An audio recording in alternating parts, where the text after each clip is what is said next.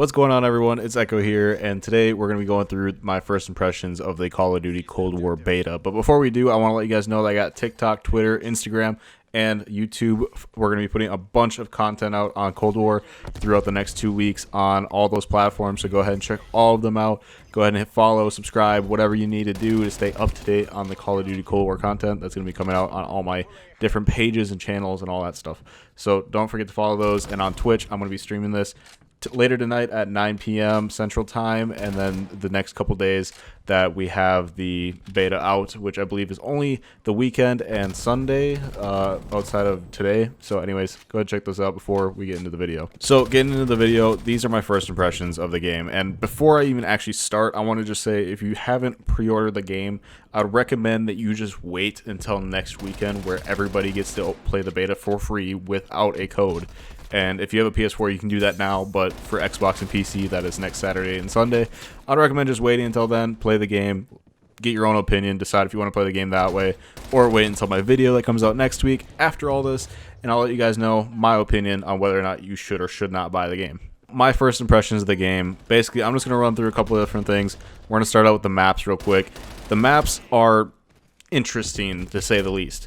We got Cartel, which I just absolutely hate that map. It's way too open, but also way too closed at the same time, where if you're in the middle of the map or outside of the map, well, I guess mainly in the middle of the map, you can't see anything unless you have the high ground. And if you have the high ground, you can see everything, and it's super like broken and unbalanced.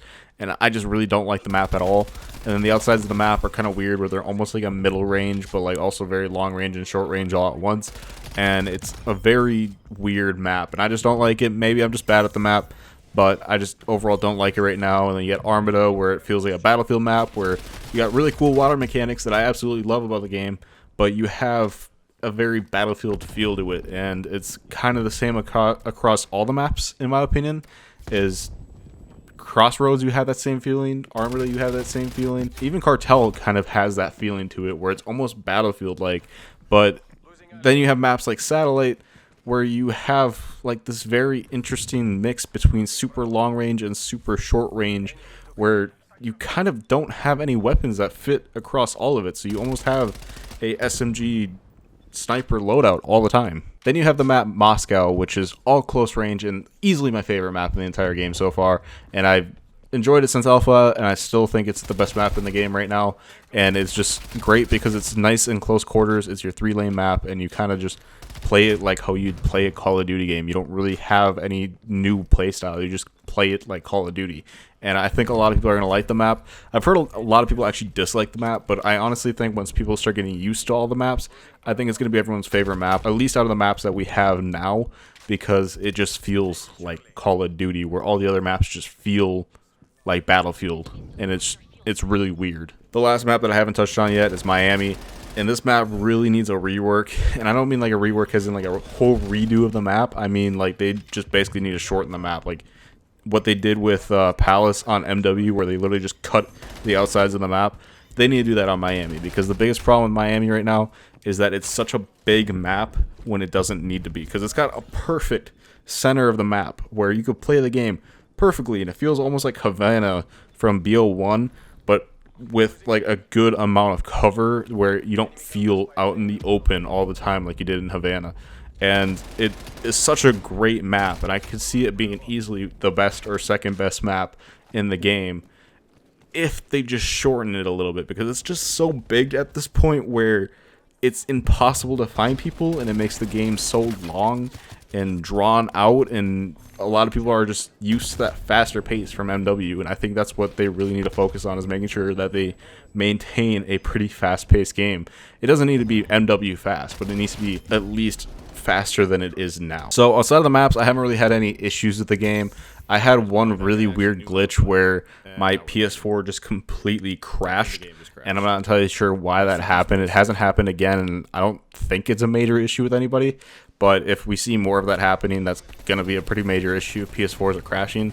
My guess was that it was the 120 field of view that we are now allowed to have across all consoles, which is a huge deal, by the way. Everybody on any console or PC or whatever you have, you can play on a 120 FOV now, which was a huge deal because in Modern Warfare, this for some reason just came out recently, and people are just now realizing this is what PC has had since the beginning of MW, is the 120 field of view, and it gave PC such an advantage. And I'm really surprised it took this long for people to realize it. And luckily, the next game actually has it across all consoles. And I originally thought it was just PS4 Pro and the Xbox Series X and One X and PS5 and all those newer ones. But no, it's across all the consoles. PS4 normal, Xbox One normal, Xbox One Series X, or I guess Xbox One S. There's so many Xboxes now.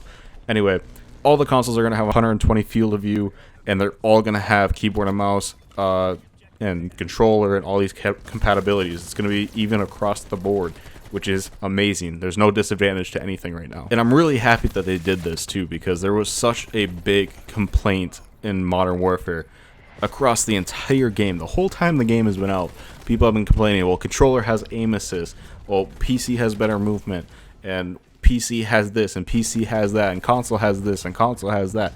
And I'm really just happy that they just got rid of all of that and gave everybody the same playing field, where if you want to use a keyboard and mouse, which, by the way, has aim assist now, it's very broken, and I don't think it should have it, but it has it. But everybody can have it, and it feels natural on console. It doesn't feel like you're playing on a console. It feels like you're playing on a PC. And this is a big deal for anyone who wants to play with a keyboard and mouse or wants to use a controller on PC. You have the same playing field, and it's perfect because then you don't have to complain about anything. You just have it there, and you can play the game, and there's no disadvantage to crossplay. Though, like I said, the keyboard and mouse aim assist is pretty broken, because players like me who are really bad at keyboard and mouse should not be hitting some of the shots that they were hitting. And you can tell when you play with it. If you've used keyboard and mouse before, you'll know immediately that it has aim assist, because it just doesn't feel 100% natural. Like, it feels natural as far as movement goes and all that stuff, and like being able to move, but when you're aiming down sights towards someone, it kind of almost feels like an aim lock, and it's the same feeling that you get on controller, but it took me a little bit to notice it too. So it's not so obvious and so overpowered that it's like having hacks or something, but like it's definitely there. Aside from all of that, the only other thing I have left to talk about across all of the beta as of right now for first impressions is weapons. And for some weird reason, they decided to nerf a bunch of the weapons.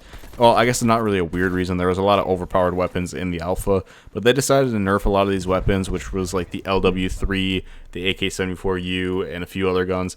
Basically, they just did a bunch of nerfs across the board from the alpha, and now pretty much every gun just feels very numb and characterless, and it's just like every gun has no recoil and has very similar damage and fire rate, and it's kind of makes it pointless to use any gun other than whatever you want to use, which is great, but also kind of makes the playing field boring. Like, every gun has its advantage, don't get me wrong. Like, the MP5 shoots and kills a lot quicker than the 74U now, which is backwards from what the alpha was. And the Peelington gets a lot more hit markers than the LW3, but now the LW3 that used to have this really, really good ADS that was almost instant is now like super slow ADS, like HDR slow from Modern Warfare, and it's just very mixed, but also not. So I guess it really comes down to preference now at this point, because no matter what weapon you bring out on the field, you're going to be able to get kills, and you'll be able to do fine. But like at the same time, there's a difference between weapons, and it's very hard to explain until you've played it, where there's going to be preferred weapons across whoever it is, but like at the same time, every weapon is almost identical and characterless. So I don't know if that's really a bad thing, but it's there, and I just want to point it out. And I really hope that they added some like recoil into the game, because there's just no recoil right now, and it's ridiculous. Outside of those points, I don't really know what else to say about the game other than it's doing fine right now, and I'll have a video at the end of the week and more videos throughout the week kind of explaining as I go through and find more things and just kind of unlock everything, because you got to remember, this game is the game that we're going to be getting. It's exactly like the Modern Warfare beta, where the beta is coming out a month before the game, which means they do not have time to go through and completely rework the game if you guys don't like it. It's pretty much, this is the game. Find our glitches, so we can fix them before release, and that's about it.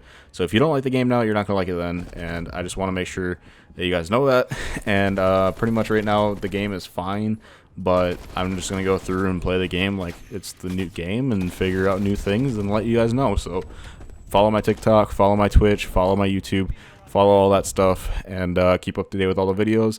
I'll have a bunch of videos out this week, next week, and the following weeks after that, all the way up until the game release, and then during the game release for like the next couple months. So pretty much just expect Cold War content, maybe a few other videos in between, but mainly Cold War content. And I'll catch you guys in the next one. Peace out. I'm out. Adios.